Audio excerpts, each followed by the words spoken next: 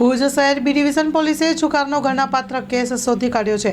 ભુજ શહેર B division police સ્ટેશનના સ્ટાફના માણસો પેટ્રોલિંગમાં હતા। તે દરમિયાન ઇન્ડિયન ગેસની પાછળ આવેલ સુમરાના વંડાની બાજુમાં બાવળની જાળીમાં અમુક પુરુષો ગંજીબાના વડે તીન પતિની પૈસાની હાર જીતનો જુગાર રમાડેલ છે।